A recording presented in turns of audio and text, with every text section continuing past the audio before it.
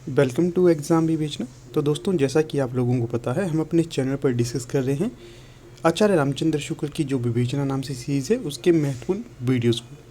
तो इस वीडियो से पहले भी हमने इसके बहुत से पार्ट्स को डिस्कस कर लिया है। अगर अभी तक आपने उन्हें नहीं देखा है तो पहले आप उन्हें भी देख सकते हैं। लिंक आपको उसका प्लेलिस्ट का डिस्क्रिप्शन बॉक्स में मिल जाएगा। बाकी अगर अभी तक आप हमारे टेलीग्राम और व्हाट्सएप ग्रुप के साथ नहीं जुड़े हैं तो उनके साथ भी आप जुड़ सकते हो। उनके लिंक भी आपको डिस्क्रिप्शन बॉक्स में मिल जाएंगे। ठीक है। बाकी देखिए, वीडियो को आगे बढ़ाने से पहले आपको बता देता हूँ, हमारी टीम के द्वारा एल टी टेट और H P P G T Hindi के लिए न्यू बैच शुरू करे गए हैं। अगर आप इनसे जुड़ना चाहते हो तो हमारा नंबर है व्हाट्सएप नंबर 8193121229। इस पे आपने व्हाट्सएप करना है। आपकी जो भी क्वेरी रहेगी उसको हम सॉल्व करने की कोशिश करेंगे। ठीक है। 2 कोर्स चले हुए हैं, एल टी टेट के लिए और H P P G T Hindi के लिए। अगर आप इसमें जुड़ना चाहते हो तो जल्द से जल्द इसमें एनरोल होइए और अपनी तैयारी को और भी अच्छे से करिए। ठीक है। तो चलिए, ज़्यादा समय न लेते हुए शुरू करते हैं अपनी वीडियो को। देखिए, यहाँ पर आचार्य रामचंद्र शुक्ल कबीरदास के बारे में बात करते हैं। तो पीछे भी हमने उसके कुछ पार्ट्स को डिस्कस किया है कबीरदास के संबंध में। आचार्य रामचंद्र शुक्ल क्या कहते हैं, इसके पश्चात अब आगे देखिए आगे क्या कहते हैं। माया, जीव, ब्रह्म, तत्वमसी, 8 मैथुन, त्रिकुटी, 6 रिपु इत्यादि शब्दों का परिचय उन्हें अध्ययन द्वारा नहीं सत्संग द्वारा ही हुआ, क्योंकि वे, जैसा कि प्रसिद्ध है, कुछ पढ़े लिखे न थे। तो ये कथन, जैसे कि मैंने आपको पहले ही कहा है, आचार्य रामचंद्र शुक्ल ने कबीरदास के संबंध में कहा है कि ये सब जो चीज़ें हैं ये कबीरदास को अध्ययन के माध्यम से नहीं मिली थी। तो ये कैसे मिली थी? ये संतों के सत्संग से उन्हें ये चीज़ें प्राप्त हुई थी, क्योंकि जो कबीरदास हैं ये पढ़े लिखे नहीं थे। फिर आगे है, उपासना के बाह्य स्वरूप पर आग्रह करने वाले और कर्म कांड को प्रधानता देने वाले पंडितों और मूलों दोनों को उन्होंने खरी खरी सुनाई और राम रहीम की एकता समझकर हृदय को शुद्ध और प्रेममय करने का उपदेश भी दिया। ये भी आचार्य रामचंद्र शुक्ल ने कबीरदास के संबंध में कहा कि जो कबीरदास थे, इन्होंने ना सिर्फ उपदेश ही दिए, अपितु इन्होंने जो एक तरह से जो सांप्रदायिकता देश में फैल रही थी उसको कम करने के लिए इन्होंने हिंदू और मुस्लिम को उपदेश भी दिए कि तुम लोग आपस में लड़ो मत, एकजुट होकर रहो और अपने देश की को उन्नत करो। ठीक है। इस तरह के उपदेश कबीरदास देते रहते थे। फिर आगे है, देशाचार और उपासना विधि के कारण मनुष्य में जो भेदभाव उत्पन्न हो जाता है उसे दूर करने का प्रयास उनकी वाणी बराबर करती रही। यद्यपि वे पढ़े लिखे ना थे, पर उनकी प्रतिभा बड़ी प्रखर थी, जिससे उनके मुंह से बड़ी चुटीली और व्यंग्य चमत्कारपूर्ण बातें निकलती थीं। उनकी उक्तियों में विरोध और असंभव का चमत्कार लोगों को बहुत आकर्षित करता था। ये भी आचार्य रामचंद्र शुक्ल ने कबीरदास के संबंध में कहा है। इसके पश्चात आगे जो कथन है ये भी काफ़ी महत्वपूर्ण है। अनेक प्रकार के रूपकों और अन्योक्तियों द्वारा ही उन्होंने ज्ञान की बातें कहीं, जो नई ना होने पर भी वाग्वैचित्र्य के कारण अनपढ़ लोगों को चकित किया करती थी। देखिए, यहाँ से थोड़ी सी हमें जो झलक मिल रही है कि ये जो आचार्य रामचंद्र शुक्ल है कबीरदास को उतना महत्व नहीं दे रहे हैं और कह रहे हैं कि जो उन्होंने पहले की ही बातें फिर से कहीं, परंतु जो उनकी जो पहले की बातें जो उन्होंने फिर से कही थी उससे जो सामान्य जन है, जो अनपढ़ लोग थे, काफ़ी प्रभावित हो गए थे। ये यहाँ पर आचार्य रामचंद्र शुक्ल कहना चाह रहे हैं। आगे है, अनूठी अन्योक्तियों द्वारा ईश्वर प्रेम की व्यंजना सूफियों में बहुत प्रचलित थी। जिस प्रकार कुछ वैष्णवन में माधुर्य भाव से उपासना प्रचलित हुई थी, उसी प्रकार सूफियों में भी ब्रह्म को सर्वव्यापी प्रियतम या माशूक मानकर हृदय से उद्गार प्रदर्शित करने की प्रथा थी। इसको कबीरदास ने ग्रहण किया था। ये भी महत्वपूर्ण कथन होगा आपकी परीक्षा हेतु। फिर आगे है, कबीर अपने श्रोताओं पर यह अच्छी तरह भाषित करना चाहते थे कि हमने ब्रह्म का साक्षात्कार कर लिया है। इसी से वे प्रभाव डालने के लिए बड़ी लंबी चौड़ी गर्भोक्तियाँ भी कभी कभी कहते थे। ये भी महत्वपूर्ण है। आगे देखिए, भाषा बहुत परिष्कृत और परिमार्जित न होने पर भी कबीर की उक्तियों में कहीं कहीं विलक्षण प्रभाव और चमत्कार है। प्रतिभा उनमें बड़ी प्रखर थी, इसमें कोई संदेह नहीं। ये जो पंक्ति है ये वाली, ये है मोस्ट इम्पॉर्टेंट पंक्ति जो पूछी जाती है। ये वाली पंक्ति पूछी जाती है कि प्रतिभा उनमें बड़ी प्रखर थी, ये इसमें कोई संदेह नहीं है। पूछा जाएगा ये पंक्ति किसने किसके लिए कही है। ये पंक्ति आचार्य रामचंद्र शुक्ल ने कबीरदास के लिए कही है, ये ध्यान रखना है आपने। फिर आगे देखिए प्रकरण 1। प्रकरण 1 में क्या दिया गया है, इसमें कोई संदेह नहीं कि कबीर ने ठीक मौके पर जनता के उस बड़े भाग को संभाला जो नाथपंथियों के प्रभाव से प्रेम भाव और भक्ति रस से शून्य और शुष्क पड़ता जा रहा था।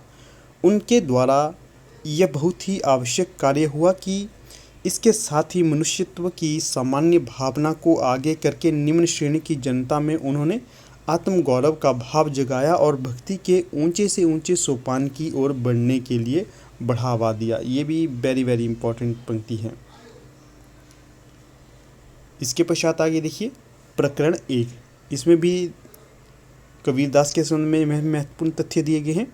कबीरदास ने नाथपंथी जोगियों की कई बातें ग्रहण की, जैसे नाथपंथियों ने भेदभाव को निर्दिष्ट करने वाले उपासना के बाहरी विधानों को अलग रखकर अंत साधना पर जोर दिया, लेकिन नाथपंथियों ने हृदय पक्ष शून्य सामान्य अंत साधना का मार्ग अपनाया, पर कबीर ने इसे नहीं स्वीकारा। नाथपंथ व निर्गुण पंथ में यह मुख्य अंतर है। कबीर व निर्गुण पंथियों ने अंत साधना में रागात्मिकता भक्ति और ज्ञान का योग किया। ये भी वेरी वेरी इंपॉर्टेंट पंक्ति है। यहाँ पर ध्यान रखना है कि ये जो नाथपंथियों से उन्होंने क्या क्या ग्रहण किया था।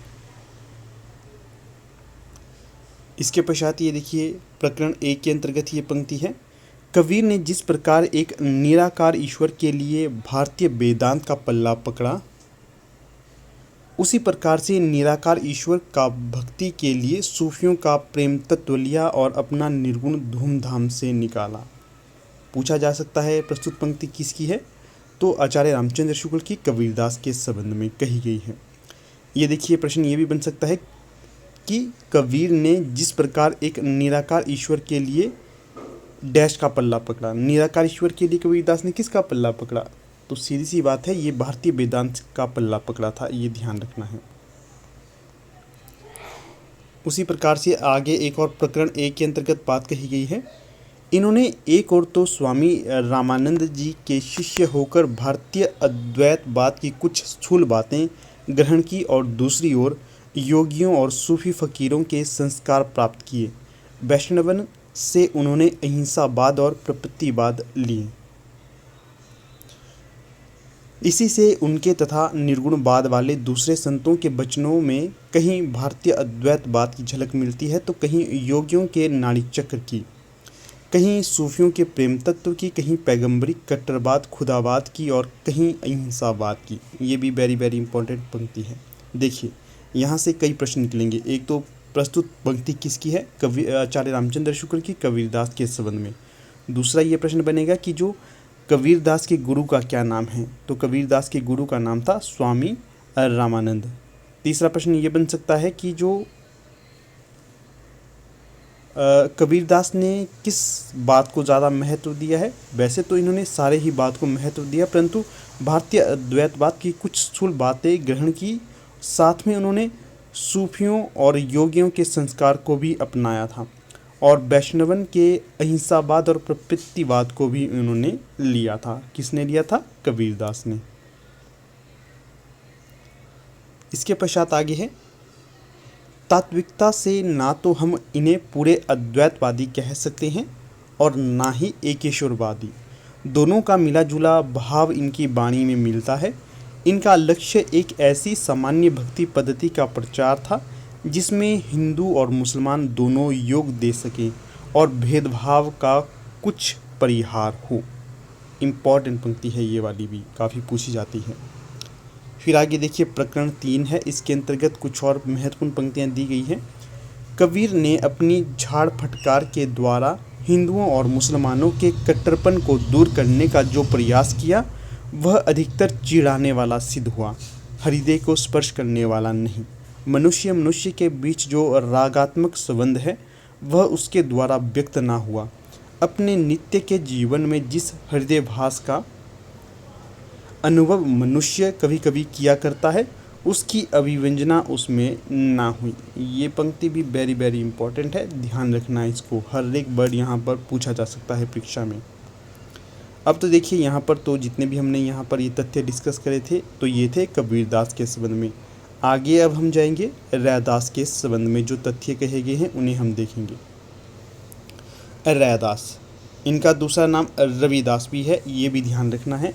और जो रैदास हैं ये जाति के चमार थे और जो कबीरदास हैं ये जाति के जुलाह थे, ये ध्यान रखने हैं, पूछे जाते हैं। रैदास कबीरदास इनके गुरु का नाम रामानंद ही था, दोनों के गुरु का नाम। देखिए पहला तथ्य यहाँ पर क्या दिया गया है, रैदास का अपना अलग प्रभाव पच्छा की ओर जान पड़ता है।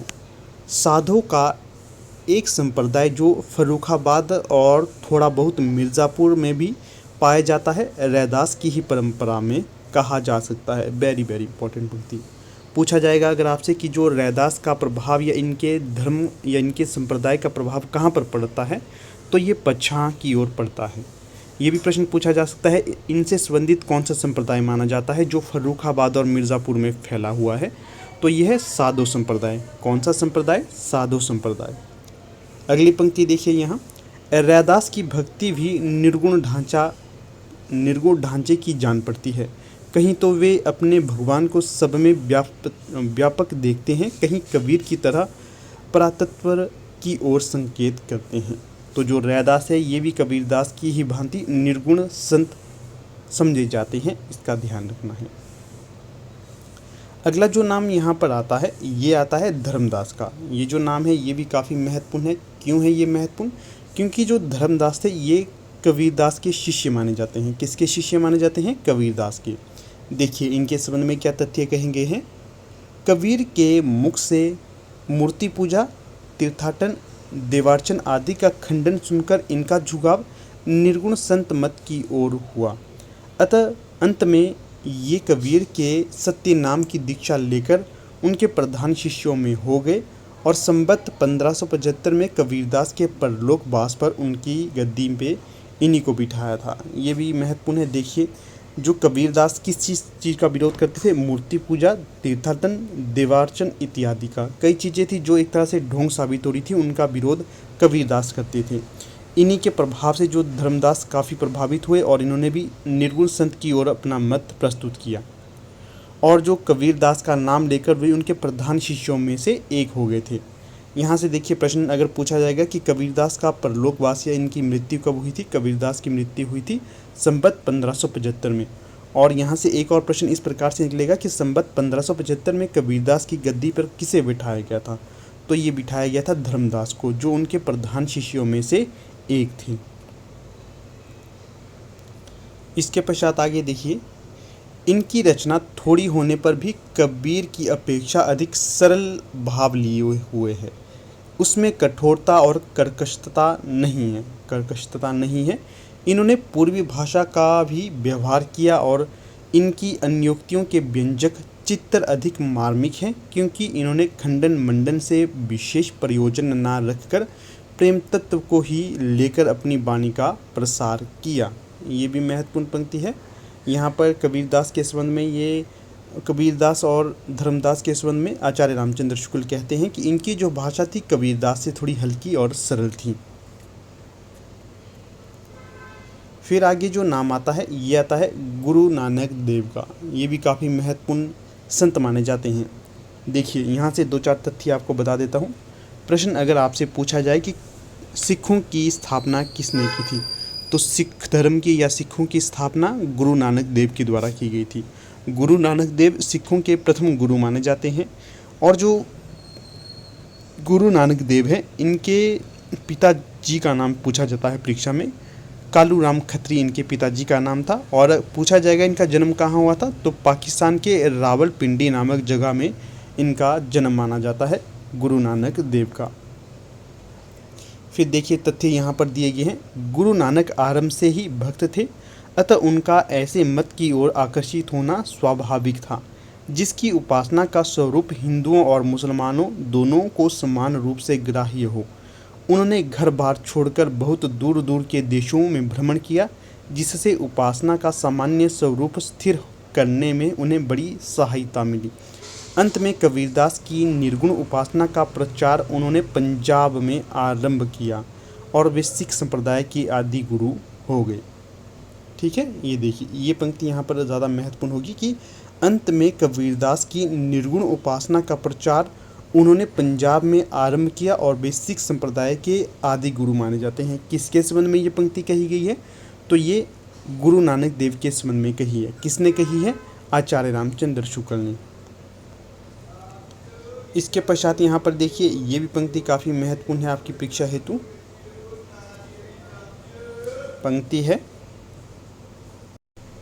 तो पंक्ति देखिएगा यहाँ पर गुरु नानक देव से ही संबंधित है। भक्ति या विनय के सीधे सादे भाव सीधी सादी भाषा में कहे गए हैं। कबीर के समान अशिक्षितों पर प्रभाव डालने के लिए टेढ़े मेढ़े रूपों में नहीं। इससे इनकी प्रकृति की सरलता और अहम भाव शून्यता का परिचय मिलता है। देखिए, यहाँ पर भी हमें एक तरह से स्पष्ट मिल रहा है कि जो आचार्य रामचंद्र शुक्ल है, कबीरदास की तुलना गुरु नानक देव से कर रहे हैं और गुरु नानक देव की जो भाव को ज़्यादा महत्व देते हुए कह रहे हैं कि जो भक्ति या विनय के सीधे सादे भाव सीधी सादी भाषा, ये गुरु नानक देव में ज़्यादा बेहतर थी अपेक्षा कबीरदास के। ठीक है, इसके पश्चात जो अगला नाम यहाँ पर आता है तो वो आता है दादू दयाल का। इनके संबंध में क्या क्या पंक्ति कही गई है रामचंद्र शुक्ल के द्वारा? तो ये इस प्रकार से है।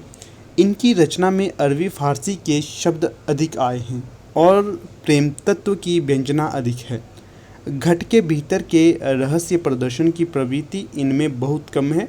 दादू की वाणी में यद्यपि उक्तियों का वह चमत्कार नहीं है जो कबीर की वाणी में मिलता है, पर प्रेम भाव का निरूपण अधिक सरस और गंभीर है। Very very important. अगली पंक्ति है, कबीर के समान खंडन और वाद विवाद में इन्हें रुचि ना थी। वेरी वेरी इंपॉर्टेंट पंक्ति है ये भी। इसके पश्चात जो अगला नाम है ये है सुंदरदास का।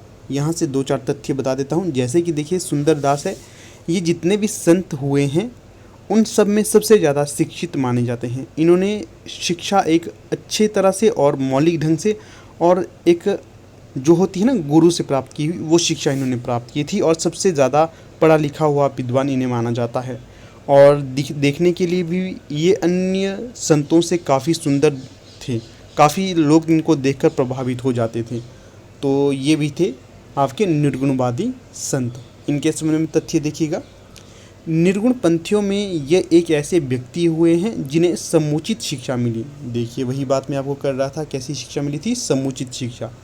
और जो काव्य कला की रीति आदि से अच्छी तरह परिचित थे। अतः इनकी रचना साहित्यिक और सरस है। भाषा भी काव्य की मंजी हुई ब्रज भाषा है। कौन सी भाषा है? ब्रज भाषा है। ये भी ध्यान रखना है, मोस्ट इम्पॉर्टेंट है ये। फिर आगे है, भक्ति और ज्ञान चर्चा के अतिरिक्त नीति और देशाचार आदि पर भी इन्होंने बड़े सुंदर पद्य कहे हैं। फिर आगे है, इनकी रचना काव्य पद्धति के अनुसार होने के कारण और संतों की रचना से भिन्न दिखाई पड़ती है। संत तो ये थे ही पर कवि भी थे।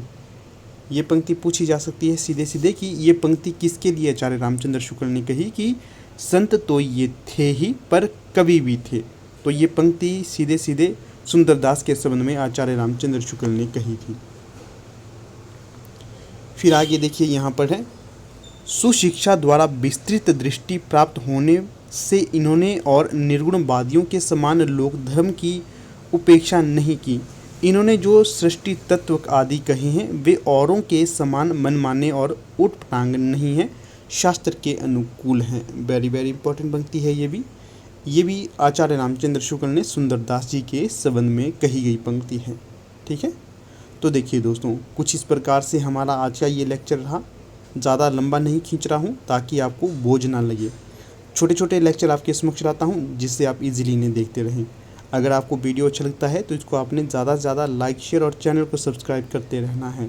ठीक है, बाकी देखिए फिर से आपको अवगत करवाता हूँ। अगर आप हमारे ऑनलाइन बैच के साथ जुड़ना चाहते हैं, चाहे LT टेट के लिए या फिर PGT हिंदी के लिए, तो आप जुड़ सकते हैं। अभी भी वहाँ पर एडमिशन के लिए मैंने जगह रखी हुई है। तो जो आपको व्हाट्सएप नंबर बताया गया है ये आपको डिस्क्रिप्शन बॉक्स में भी मिल जाएगा नंबर, उसके साथ आप संपर्क साध सकते हो। तो चलिए अब यहाँ पर अपनी वीडियो का समापन कर लेते हैं। आप लोग वीडियो के अंत तक बने रहे, इसका बहुत बहुत धन्यवाद।